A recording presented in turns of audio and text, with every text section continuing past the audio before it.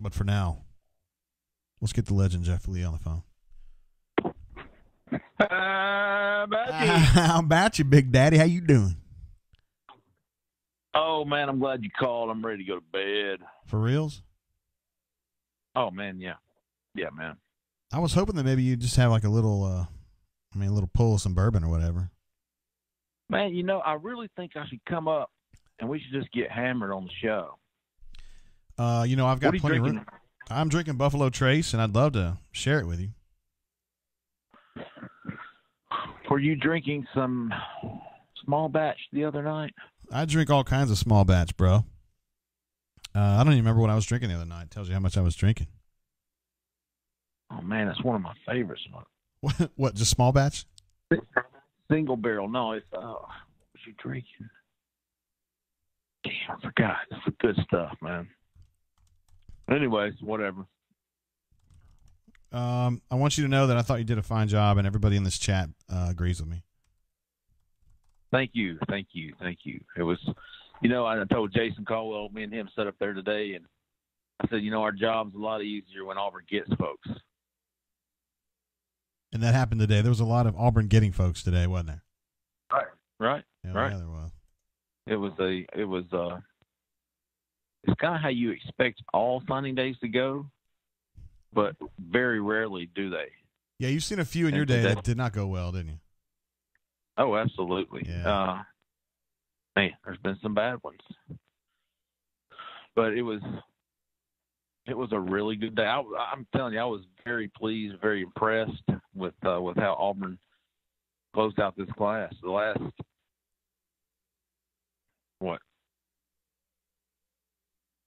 going back to maybe it started the momentum really started after the Georgia game with some of these other cats. That's when Romello Height came in. That's when Broderick Jones came in.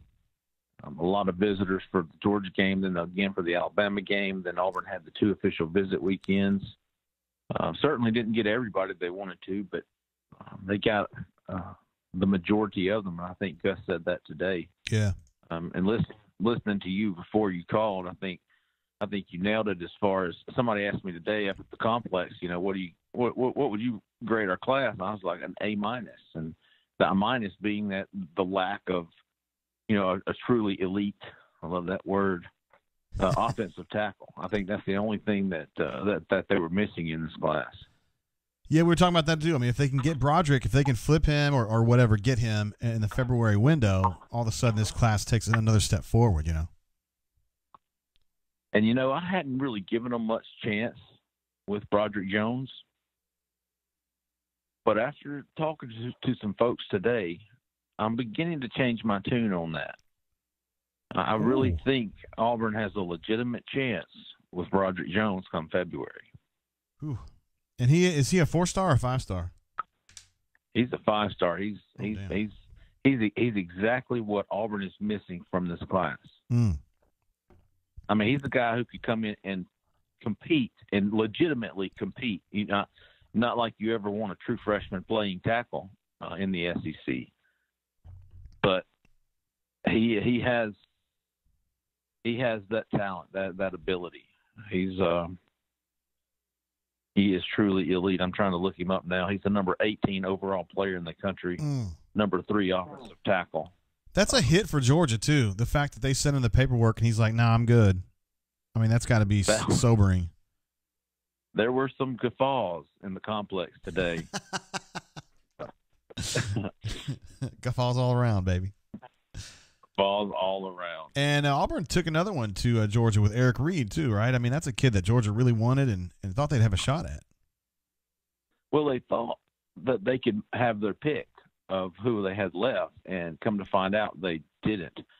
They got a guy yesterday. Major Burns committed yesterday afternoon. Dante Manning was in there. Kelly Ringo was in there. Eric Reed was in there. And things just kind of fell apart for them a little bit last night. And I think you mentioned this too, was Georgia saw him more as a safety, whereas Auburn, he's a true cornerback as far as they're concerned, and that's what he wanted to play. Okay. And Marcus Woodson was phenomenal with this kid. He really did a great job. And we've seen the effects of Marcus Woodson on Auburn's staff for the past two classes now. Just look at Auburn's defensive back class this year. Crime Dog, Weston McGriff, and Marcus Woodson really teamed up to get Chris Thompson out of Texas, to get Eric Reed out of Louisiana, Marco Domio out of Texas, JUCO, and who's the other?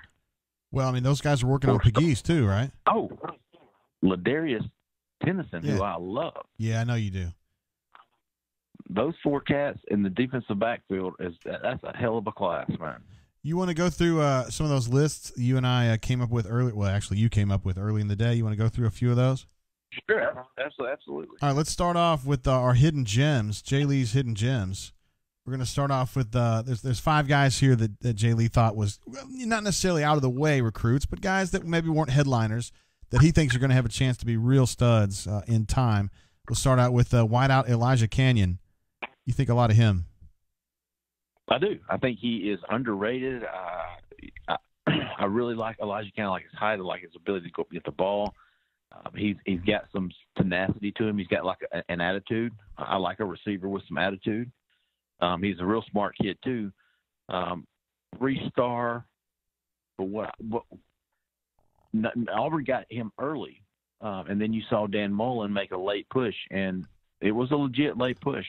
Florida and Dan Mullen really wanted this kid. He was very high on Florida's board, but he came in for an official visit last weekend. Came in with his parents, and that really, answered any questions that he still had. So I think Elijah Canyon, with all those other 4-star, you got Kobe Hudson 4-star, J.J. Evans 4-star, Xavion Capers, Rivals 250, and then you got little old Elijah Canyon of the group. And I guess that's why I'm calling him a hidden gem. He's the least ranked wide receiver in Auburn's class, and I think he's got the upside to be one of the best. Yeah. Another guy you've got on your hidden gems is Avery Jernigan, a guy who doesn't necessarily get a lot of love on the recruiting service front. But I was saying earlier, man, when you got a center, it's kind of hard sometimes at a camp to tell who's a good center and who's not. Sometimes it's stuff that you just kind of have to know and see, and you think Avery Jernigan's got it. Well, not so much he's never played center, and that's the only thing. But what I like about Avery, he's very football smart. He's very smart off the field. He's got a good head on his shoulder, all the things that you want in the center. You talked about Joe Cope. You talked about Jeremy Engel, Reese Dismukes, Ryan Pugh, all of those guys. Really good head on their shoulders, and played with the mean streak. And Avery's got that backcountry attitude that a lot of people desire in an offensive lineman, especially on the interior. Avery's very athletic. I don't think he'll have a much of an issue making the transition to center. I think he's of Auburn signees inside Jeremiah Wright, Tate Johnson. I think Avery Jernigan's probably got the higher ceiling of the three. Mm-hmm. So he's just a lowly 3-star as well. I thought maybe people gave up on him, didn't take a look at his senior tape, and I just like where he's headed. I think he could be a 3-year starter, and make a real big impact at Auburn before he leaves. Another year, their next hidden gem is a guy I know you feel very, very strongly about, Marco Domio, defensive back out of Blinn Junior College, a place that Auburn's had some success before. Yes. Love Marco Domio. Love his length, love his height. Got NFL. I mean, he looks like an NFL cornerback, prototypical guy. He's fast. He's got great ball skills. You can watch his video. I watched his freshman tape again the other day. That's the first time I'd seen. The first time I saw Marco, I watched his freshman tape. His stats don't jump out at you. I think he had 2 interceptions his sophomore season, but that's because people were throwing away from him. So I really like him. I think he can come in and be an immediate guy. He's enrolling in January, so he'll go through spring and be able to step in, I think, at Auburn and be a day one starter. Yeah, there's going to be some spots for guys to play a whole lot. Tisdale, a linebacker that T-Will was high on the whole way through. Tell me about him. He reminds me of T-Will. He's an undersized guy. He flies to the football, and he will knock your dick in the dirt. He's just how T-Will likes to call them thumpers. KJ Britt's the thumper. Owen Papo's the thumper. This is the ideal T-Will linebacker that T. Will fought for. He fought for Desmond Tissel to be in this class, and a week ago that wasn't going to happen. Desmond was headed to Tennessee on a visit Friday. He was going to end up going to Tennessee, and T. Will, he was going to make his decision, I believe, last night initially. And T. went in Friday night, and he went back to the complex and really worked on his superiors and convinced them that he really wanted Desmond Tissel, and they convinced him enough to get him in this class. And I really like Desmond. He wanted to be at Auburn. This has been his dream. He loves Travis Williams. This kid is from the same high school as Nick Marshall. So he's got some backwoods in him too. But I really like him, even though he's a little undersized. That's never stopped Auburn. That's never stopped anybody at Auburn from having success at linebacker. Hell no. And your last hidden gem was Romello Height, a guy that Auburn flipped away from Miami here kind of late. What do you see about him? I know BMAT thinks he's going to be a great pass rusher. Yeah, that Auburn had to have a pass rusher in this class, and Romello Height's got that speed off the edge that Auburn really lacked as a threat this year. I'm not saying he can come in as a freshman and do that, but I'm saying he can be that guy in 2 years. I think he needs a year in the system just to put on some weight. I think he's 6'3", 215-ish. But I thought that was a big get. I know Kevin Steele, Rodney Garner, they both love this kid. He is I absolutely believe he is underrated as a 3-star recruit. State champion at Dublin, Georgia. Just a really, really good football player. I think will be able to help Auburn sooner rather than later. Word. All right, let's take a look at some of Jay Lee's big dogs. Hey, hold on. Look, before we pass on Romello, I'll give everybody kind of a rundown of what happened with his recruitment.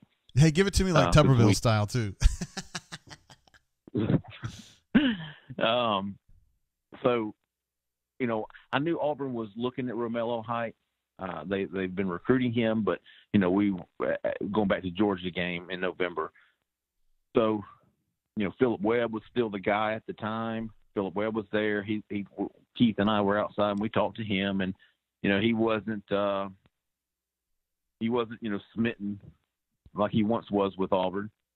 And then, we saw Romello Height, and we said, well, hell, we'll grab him. He's committed to Miami. Let's see what he has to say. And, he just came out and told us, hey, I'm probably going to flip to Auburn. But, don't put it out there, and, don't even say that I was visiting here. And we're like, oh, sure, man. If that's what you want, absolutely. And he actually gave us quotes right there, then and there, and said, I'm probably going to do it. I'm going to do it. But I don't know when. I'll probably do it on my official visit. We're like, okay, cool. And I was like, okay, of course. I mean, Keith and I gave him our word that we'd keep it quiet, and we never said he visited that weekend.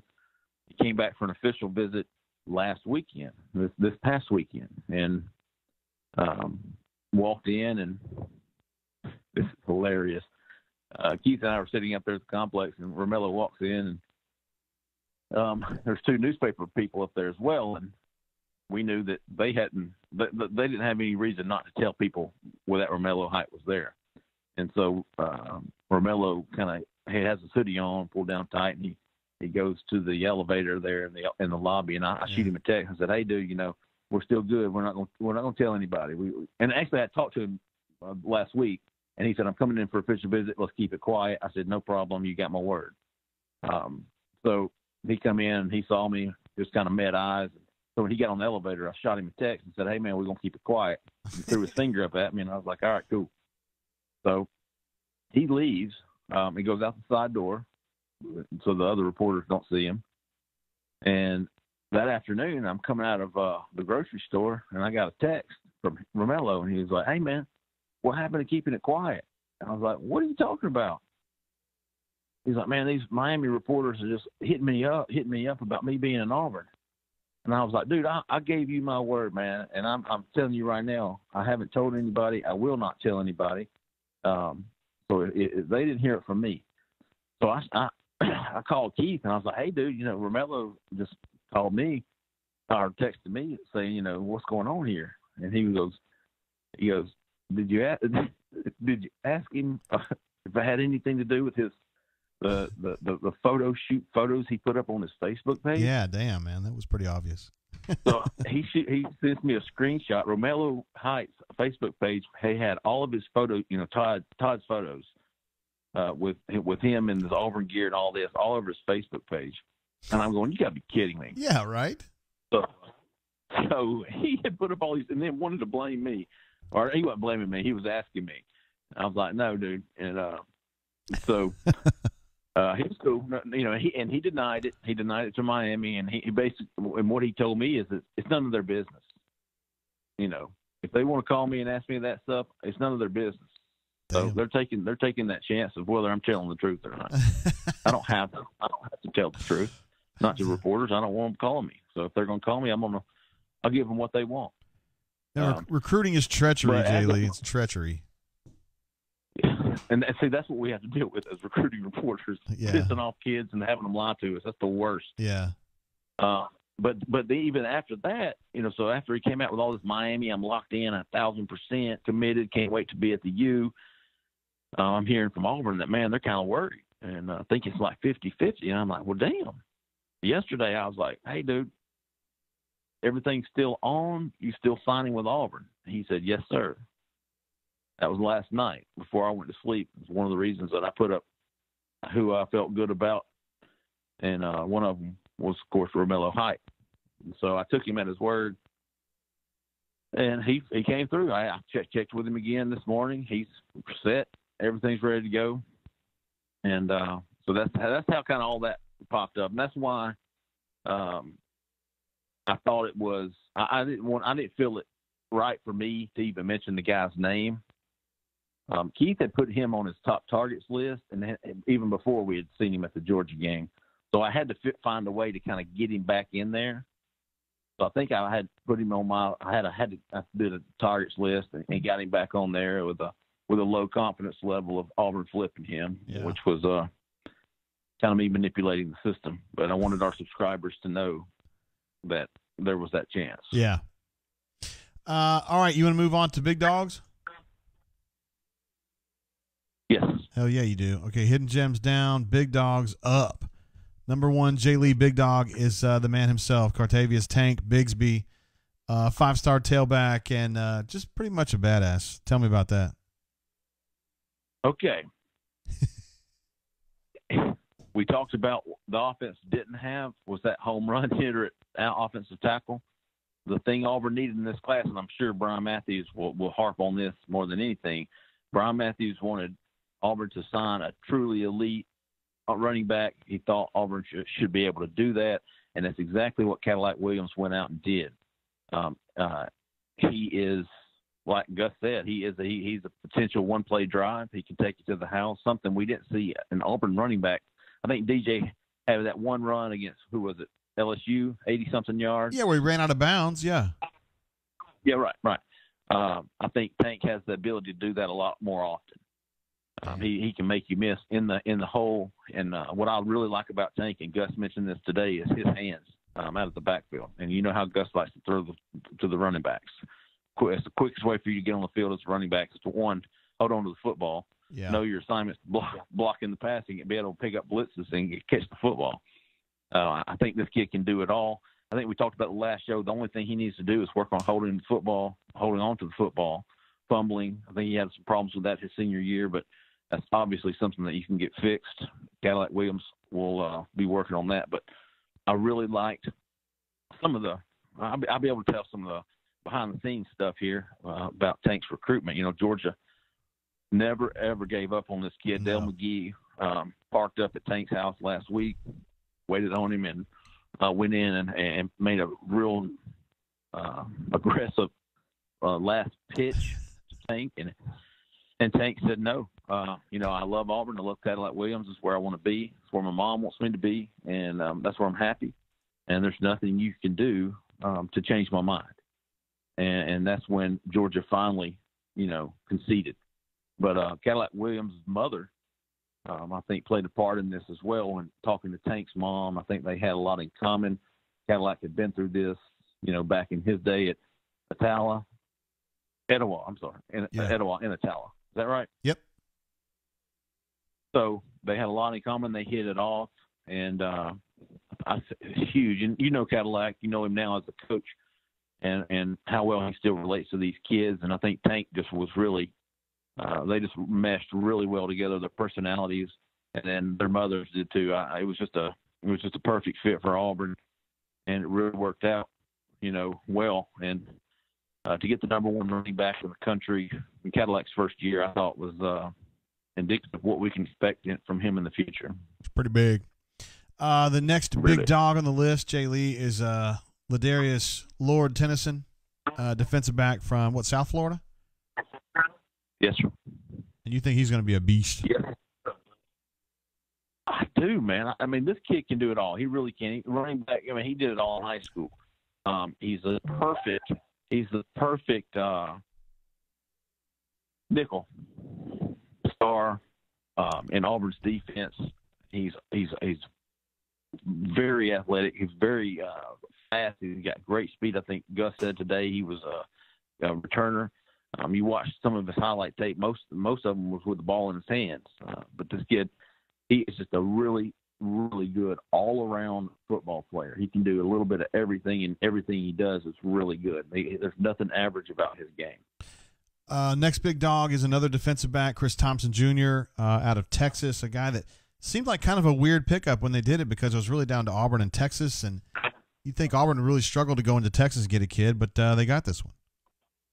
Yeah, crime dog. That big deal. Wesley McGriff went in with Chris, and I couldn't believe when I was going through Auburn's defensive back class today that, unbeknownst to me, Chris Thompson had slid to a 3-star in these last rankings updates last week, which I thought was blasphemous. I mean, that was he's a damn good football player at the safety position.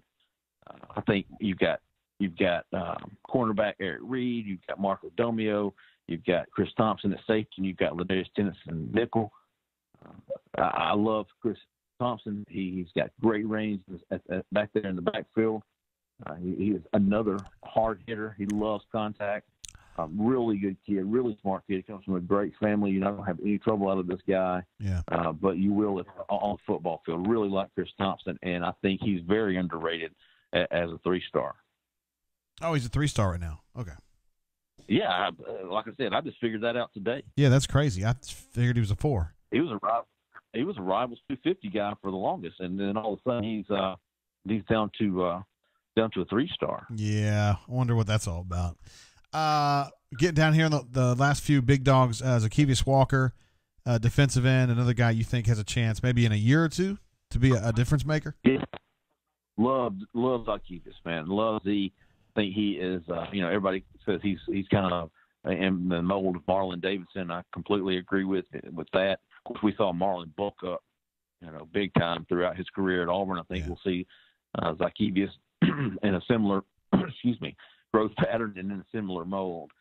One thing about Zacchaeus, and this is going to go back to Broderick Jones. When I first met Zacchaeus and interviewed him back in the spring, and I know this sounds weird, but I think Auburn people understand this, is I talked to a kid, and he just seems like an Auburn kid. It's hard to explain what I mean by that, but like I said, I think Auburn people understand what I mean by that. He just feels like an Auburn kid. He doesn't. To me, he's not Georgia. He's not Alabama.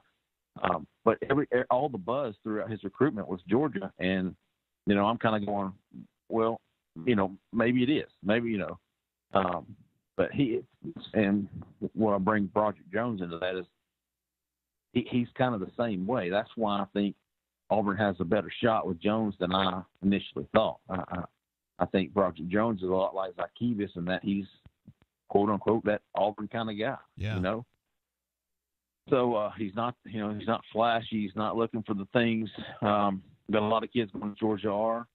I don't mean anything illegal or anything like that. I'm just saying he's got a different type of mindset that typical guys at Auburn is typical from guys at Auburn. He's here to work. But yes, that's right. I really like Zacchaeus. I think he's going to be a great player. All SEC, a lot of potential there. The final guy on your big dog group is wideout Kobe Hudson, who's got definitely, more of a headline type player, but still somebody you think is going to be an absolute beast in time. I do. I think he's a game breaker. He can do a lot of different things, and he's a lot like Tennyson. He's not average at anything he does. He's played quarterback the past 2 years, and he's done it really well. He can catch the ball. He can return punts, return kicks. He's got great hands. He's very fluid. He's very athletic. Nothing he does is awkward. And Gus didn't mention him today in the bowl practice. He did not, no. But Kobe told me Sunday that Kobe, Zakivas, Tank, and maybe Tate Johnson were all going to be going through bowl practices with Auburn, or at least they were trying to. Tate was trying to. Tank and Zakivas and Kobe were according to Kobe, going to go through bowl practices starting today. Damn, cool. That would be good.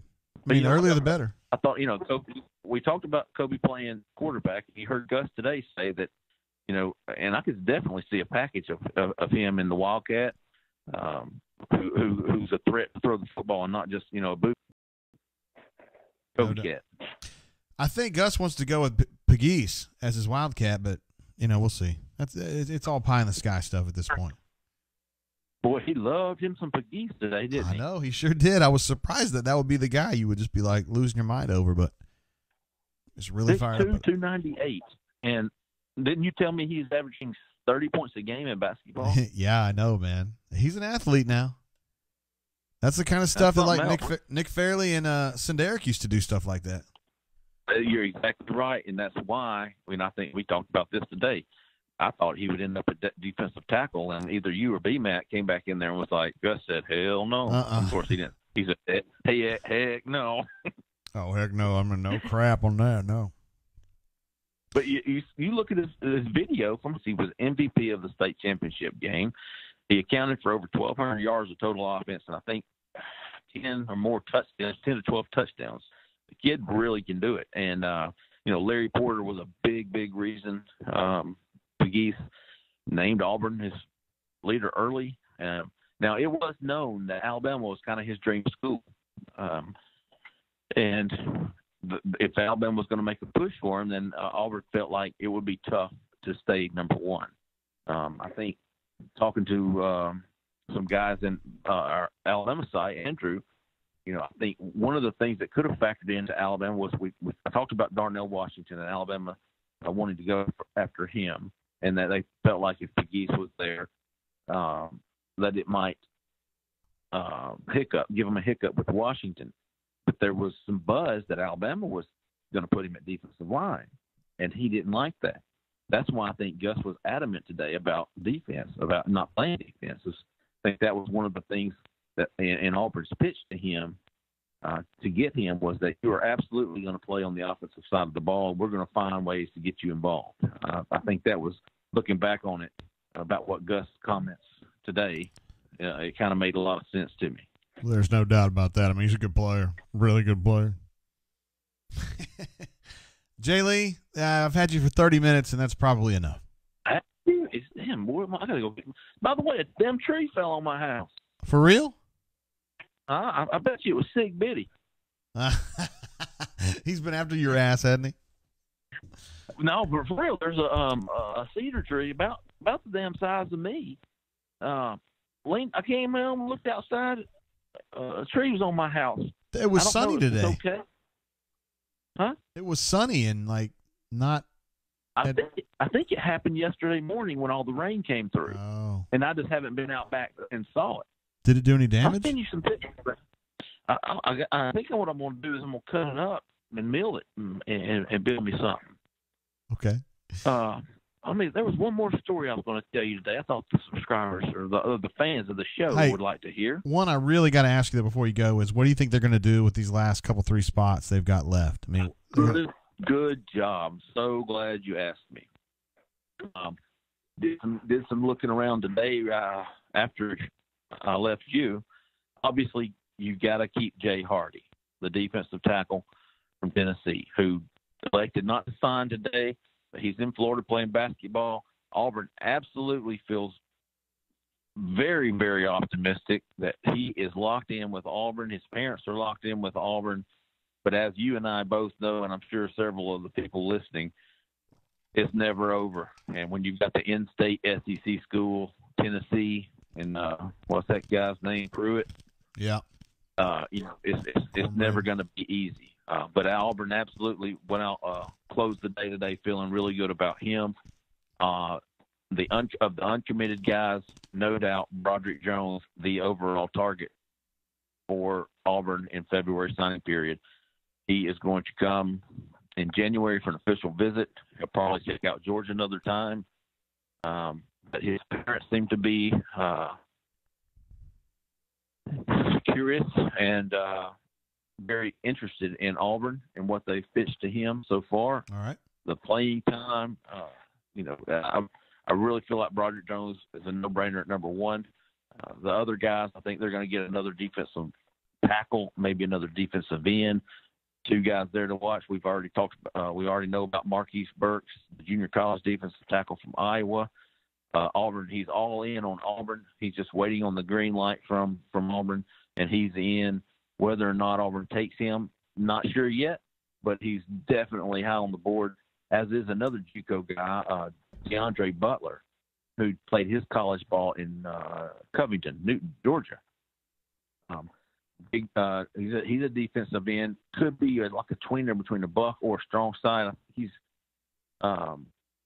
could play either, whatever you needed him for. I think he might even be the buck that Auburn's looking for to come in and be able to contribute. We talked about Romello Height maybe being another year or two from being ready to compete. DeAndre Butler's there. He's ready to go. He's a spring guy, so he's got three to play two. And originally from Georgia. I think now his parents live in Chicago. But anyway, he's very, very familiar with Auburn and the SEC, and Auburn offered him. He's going to come in January for a visit, but I think he's the ready-made guy to come in and compete immediately as that pass rushing buck. All right. So they got some guys to take a look at, all of them pretty damn good, and they've already done well. So in general, pretty successful recruiting situation right now for the Auburn Tigers, I'd say. Man, very, very impressive. Very impressive. I think I'm just appreciative of them being successful because it makes my day a lot easier when they get people. So, right, but man, I tell you what, man, our subscribers were freaking awesome today. They really were. Yesterday they freaked out when I put up on the confidence level low and stuff, and it got a little crazy. But today, man, they were really good, and it made for a real fun day for me, and I appreciate them. Sure do, man. Yeah, they like you too. So, Jay Lee, that's 32 solid minutes, bro. The longest you'll ever be on our show, I promise you. Dude, if you don't want me on, just let me know. All right, brother. You get some sleep or something. I don't know. Thank you. Hey, yeah, I will. And I might be having to cut up some trees tomorrow, but appreciate you having me on, boss. All right, Holly, bro. See ya. Later. That's Jeffrey Lee, ladies and gentlemen.